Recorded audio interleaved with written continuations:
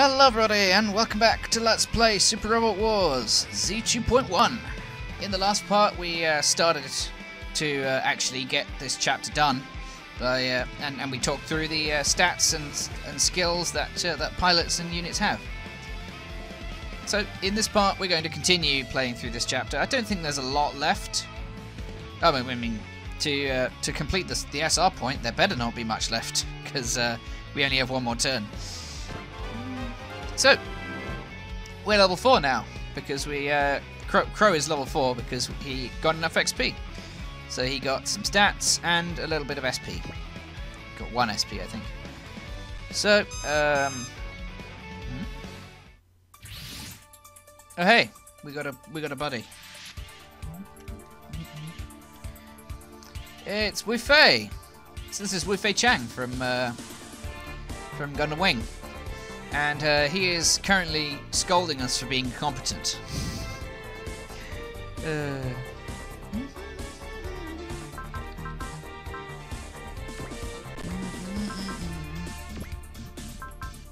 So, let's see if he can do any better, shall we?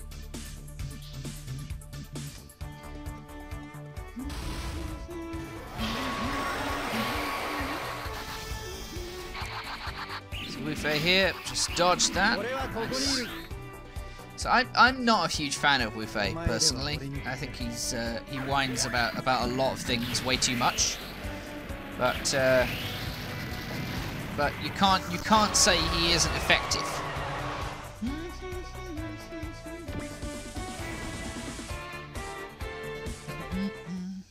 So we've got one more turn. One more turn to clear the map.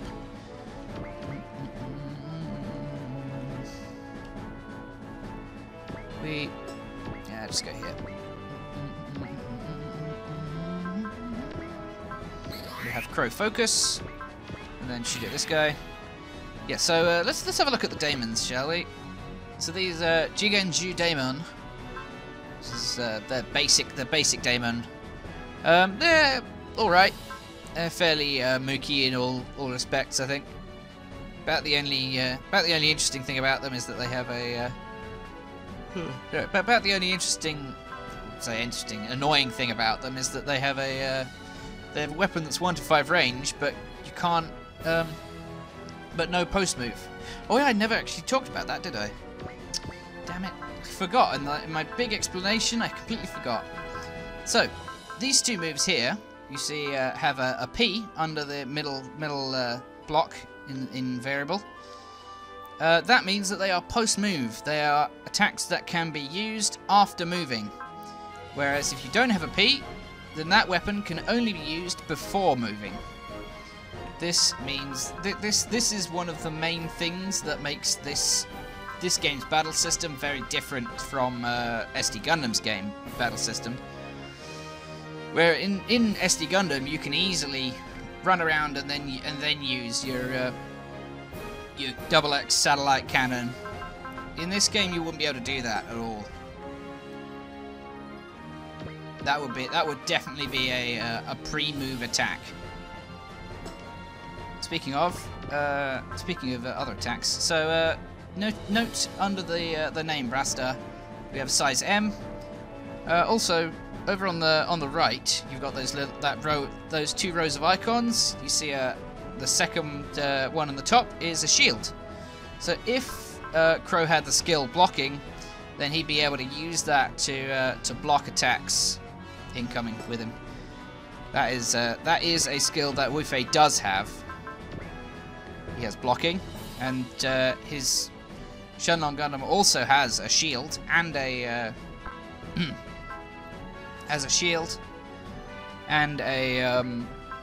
a sword for cut down. But anyway, yeah, so Wufei here. Wufei has level 5 Prevail. Prevail is a skill that increases a bunch of your stats as your HP goes down. That is accuracy, evade, critical hit chance, and defense go up, and I think damage does as well. No, it's not on here, so I don't think it is. But yeah, this basically means the Prevail skill is basically what keeps all of the bulkiest robots in this game alive. Prevail is incredible as long as you have a high enough level of it. Level 5 is not very high, and the higher level Prevail you get, the quicker the bonuses start being set up. That's really the only advantage that leveling up Prevail does, is it starts your bonuses sooner, but every 10% of your HP, the bonuses increase by the same amount.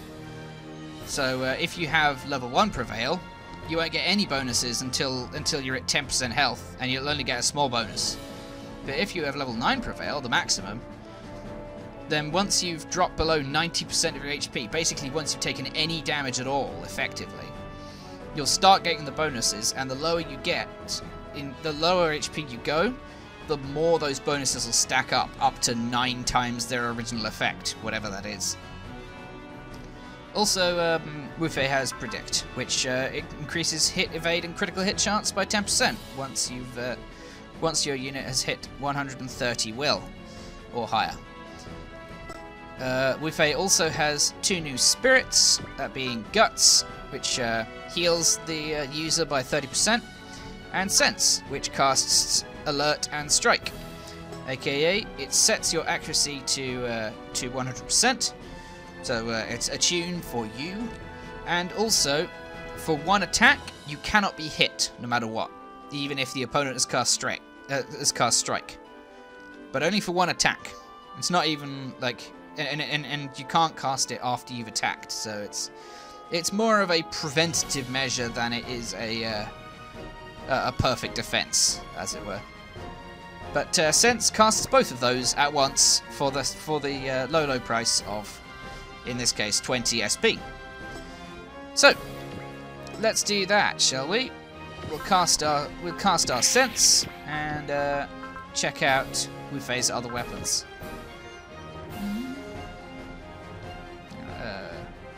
2, 3, 4, 5, 6, 7. So 1, 2, 3, 4. So this guy didn't attack. This guy did. You can move here and use the beam glaive then. Let's have a look at this attack. It's a new attack, so we might as well show it off. Beam glaive, go!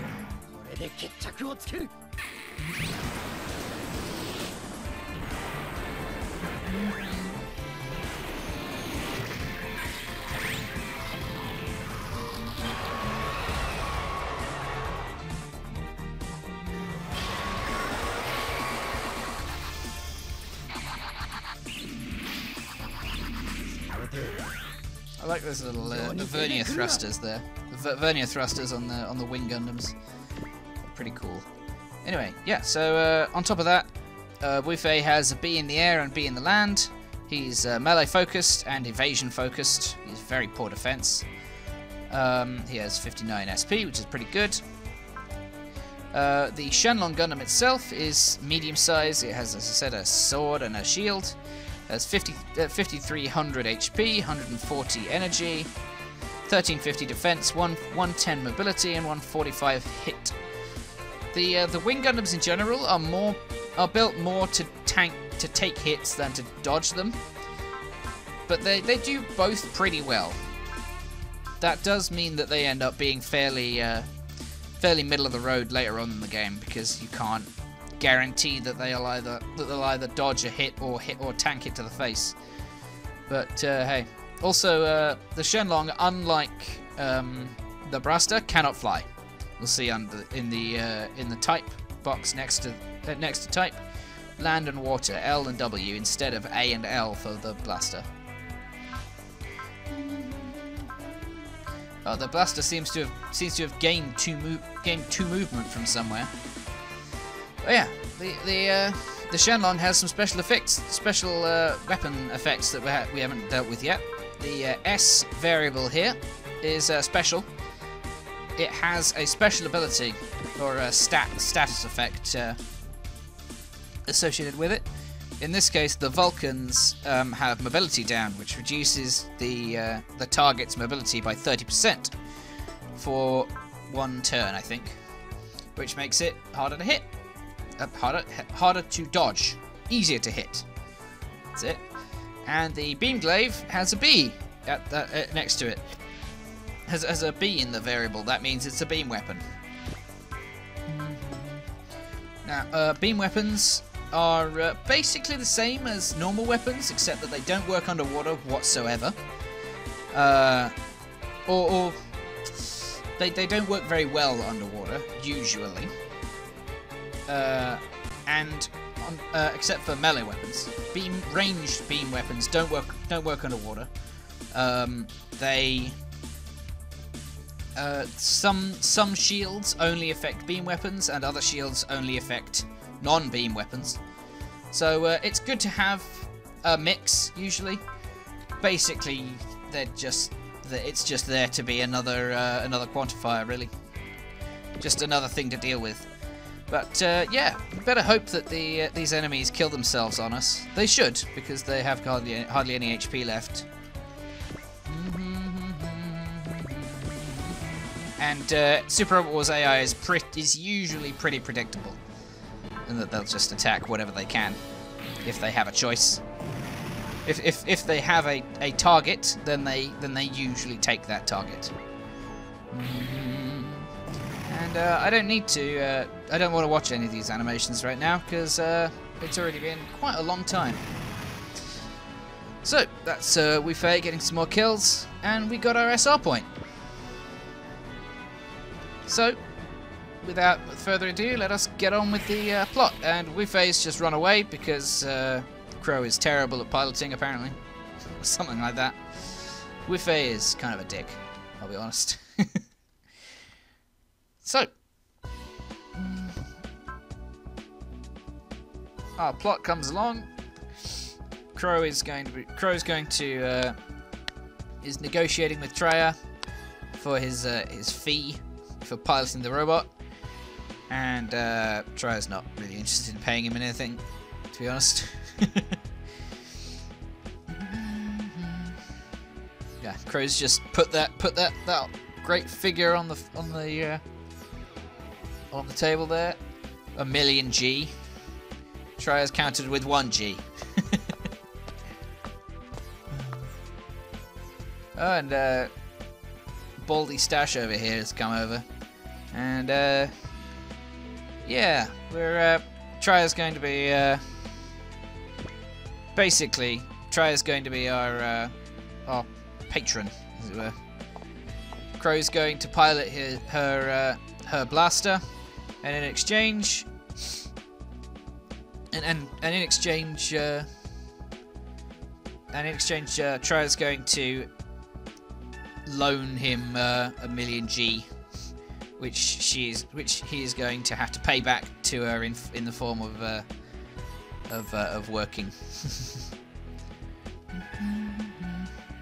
Now we get to choose here whether the blaster is melee focused or range focused. I'm going to be picking range focused because it fits Crowe's skills much better than melee. Because support attacks really do work much better with ranged mechs. So let's have a look at the blaster here. So we've got our Eagle Shot and Bunker Break. They seem to have switched places somehow in power. We've got the Clutch Sniper, which has 5 shots, 3,200 base power, 2 to 7 range, but it's not post movement. And it has accuracy and crit rate boost of 25 each. It does have a B in water, so it's not quite as good in water as the other weapons. But it's not B isn't too bad. It just means a small damage penalty, an accuracy penalty. The Bayonet Spiker has a mobility down. It also has Pierce, which means that it breaks barriers. It ignores some barriers. Like some shields and barriers and things. It costs 20 energy, and it's the second weapon that we have that actually requires a will level to be able to use. That being 105 will. And then the ACP phase, who again, for some reason, despite this being range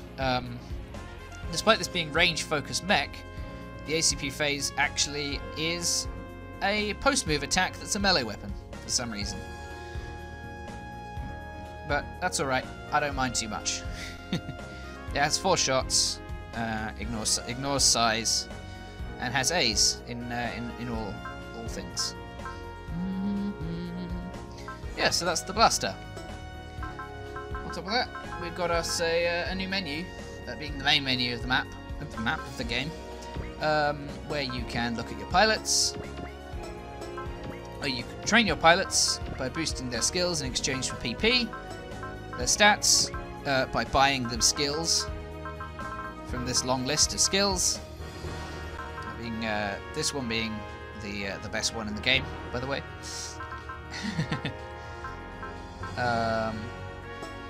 Or by increasing their terrain affinity at the cost of 50 times.